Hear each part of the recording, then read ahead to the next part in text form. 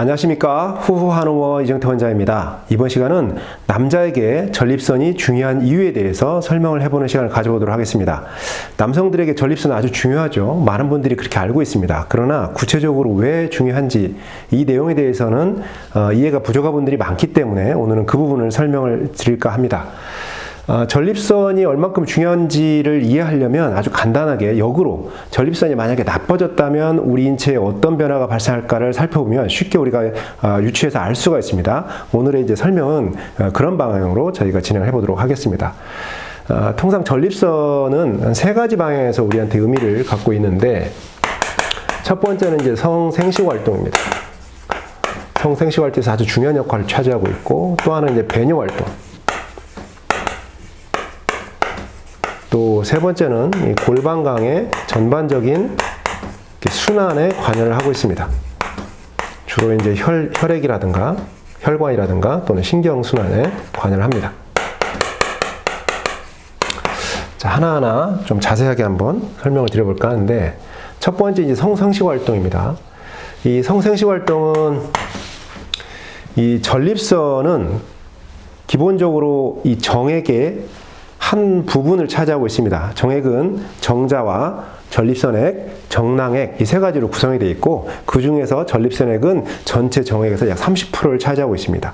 그리고 전립선액의 역할은 뭐냐면, 가장 중요한 역할은 정자한테 영양 공급을 합니다. 자, 정자가 이동을 해야죠. 근데 그 이동할 때 아무래도 영양 공급이 있어야만 그거를 매개로 해서 활동을 할 수 있기 때문에 정자가 이동할 수 있는 영양 공급을 합니다. 그래서 만약에 이 전립선이 문제가 돼서 적절한 영양 공급이 만약에 안 됐다 그러면 정자의 활동성이 떨어집니다.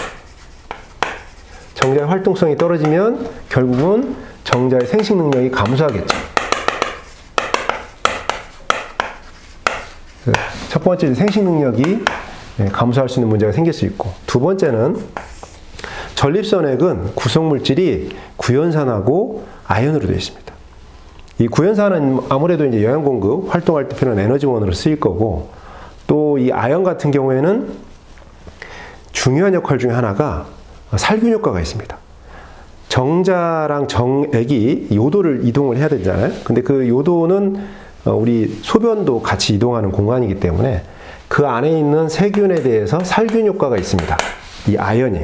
그 세균에 대한 살균 효과가 있는데, 만약에 전립선액 안에 있는 아연의 농도가 툭 떨어져 있다 그러면 이 살균 기능이 많이 약화돼요. 그러면서 아무래도 요도의 감염을 예방할 수 있는 이 요도 감염 예방 이 능력이 약화되겠죠.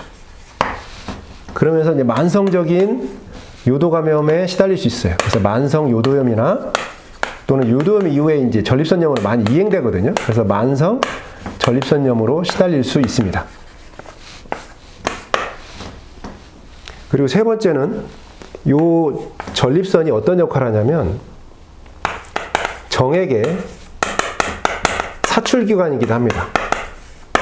그러니까 실질적으로 정액을 바깥으로 쥐어짜서 바깥으로 내보내는 역할을 하는 곳이 바로 전립선이에요. 그리고 이 역할을 하기 위해서 전립선은 뒤쪽에 사정신경들이 분포되어 있습니다. 우리가 남성들이 사정을 하려면 발기가 이루어져야 되고, 발기가 됐을 때 이 전립선하고 음경이 밀착이 돼요. 이 밀착된 상태에서 앞뒤로 피스톤 운동을 하면서 전립선 뒤쪽에 위치해 있는 사정신경을 물리적으로 마찰 또는 진동 자극을 주게 되어 있습니다. 자, 이런 자극이 있어야만 정액들이 이동이 발생하고, 정액이 이동이 된 상태에서 전립선이 수축관여를 하면서 바깥으로 사출시켜주는 거예요. 그래서 전립선은 정액의 중요한 사출기관입니다. 그래서 만약에 이 전립선이 붓거나 딱딱해지거나 충혈되는 이런 염증성 변화가 생기면 물리적인 마찰에 대해서 아주 예민해져요. 그래서 이 사정 조절이 쉽게 되지 않고 사정 조절이 어려워집니다. 사정 조절이 어려워서 내가 뜻하지 않게 사정을 빨리 결정이 되는 그런 경우, 그게 조루증이죠. 그래서 전립선 환경이 나빠지면 이 전립선 환경 때문에 전립선이 주는 이런 사출 기관으로서 역할 때문에 사정이 아주 빨라지는 이런 문제가 생기면서 조루증이라고 하는 이런 그 성기능 장애에 시달릴 수도 있다라고 설명을 드릴 수 있겠습니다. 성생식 활동에 아주 중요한 역할을 하는 게 바로 전립선이고요. 그 다음에 이제 배뇨 활동. 이 배뇨 활동을 좀 이해하려면 이 전립선의 구조를 조금 이해할 필요가 있습니다. 전립선의 위쪽에 이렇게 방광이 위치해 있고요. 방광 아래쪽에 전립선이 존재하고 그 아래쪽으로 이렇게 골반 기저근이라고 하는 근육이 있습니다. 그리고 이제 음경이 이렇게 연결이 되어 있죠. 전립선의 크기는 우리 밤톨만 하다고 합니다. 우리 그 남성의 첫 엄지손가락 1000마디 정도의 크기를 갖고 있다고 하고 일반적으로 16에서 한 18g 정도 그 정도의 용적을 갖고 있다고 해요. 그 전립선은 바로 방광에 연접해 있습니다. 그리고 위쪽에는 내요도 관략근, 아래쪽에는 외요도 관략근이라고 하는 두 개의 관략근이 있고요. 그리고 이제 우리의 소변이 방광에 이렇게 차죠. 그러면 일정한 수준의 소변이 차오르게 되면 요일을 느낍니다. 방광에서 소변을 마렵다라는 요일을 느끼게 되고 이제 방광 내압이 증가하면 그 증가된 압력을 이제 뇌가 인식해서 소변이 마렵다를 결정을 하고 그렇게 요의가 느껴지면 방광이 수축을 해요. 이렇게 짜주는 거죠. 그러면 그 밑에 있는 요 전립선이 안쪽에 이렇게 요도가 있습니다. 이 전립선이 이렇게 이완을 해서 이걸 열어줘야 돼요. 얘는 쥐어 짜주고 여기가 길을 열어줘야 됩니다. 근데 만약에 이 전립선이 원래는 말랑말랑하고 탄력 있는 조직이거든요. 이제 지방 중심의 그 세포로 되어 있는데 얘가 만약에 부어 있거나 딱딱해져 있거나 그리고 이 안쪽에 이렇게 위쪽으로 이렇게 부어오르거나 그래 버리면 요 방광 기저부를 압박을 하고요. 방광 기저부를 압박을 하게 되면 소변이 많이 차지 않아도 방광 내압이 증가되어 있는 걸 이렇게 느끼기 때문에 빈뇨가 발생을 합니다. 실제로 소변은 많이 차지 않았는데도 소변이 마렵다라고 느끼는 거예요. 원래는 3시간 또는 4시간에 한 번 보는 게 소변이 정상입니다만 여기 전립선이 커지거나 부어서 방광 기저부를 압박할 경우에는 한두 시간 만에 요일을 느끼는 경우도 흔히 있고 그보다 더 급박하게 느끼는 수도 있습니다.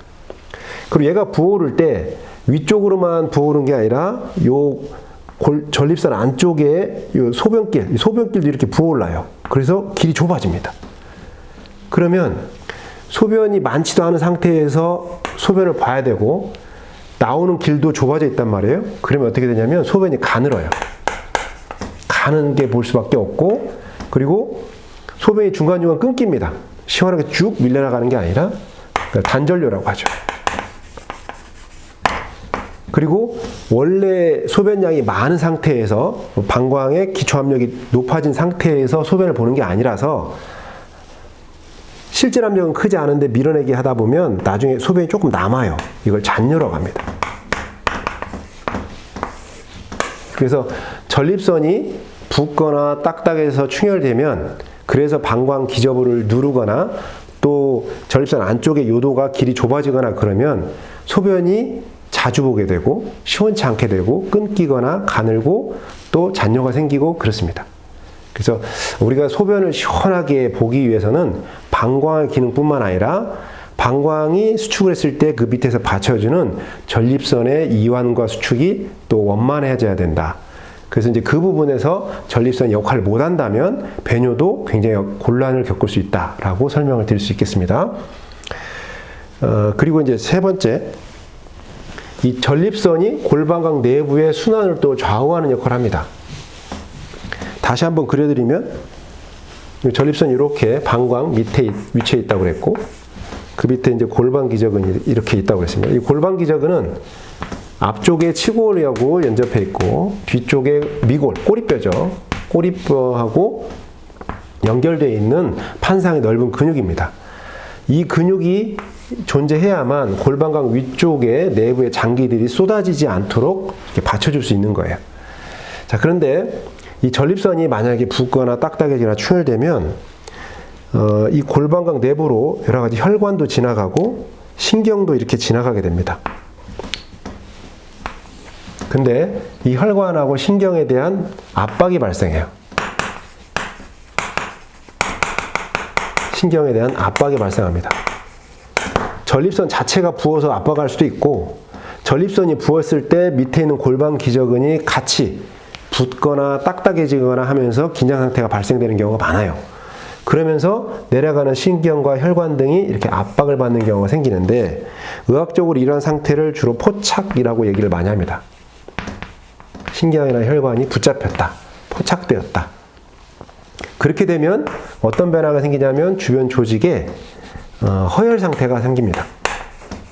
혈관이 눌려 있으니, 신경이 눌려 있으니 충분하게 많은 혈액들이 이동이 안 되고, 그 부족해진 혈관의 흐름 때문에 주변 조직들이 산소라든가 영양 공급이 현저히 부족해진다는 뜻이죠. 그래서 이걸 허혈 상태라고 하는데, 이 허혈 때문에 허혈성 염증이 발생하고 이 염증으로 인한 통증이 나타날 수가 있습니다.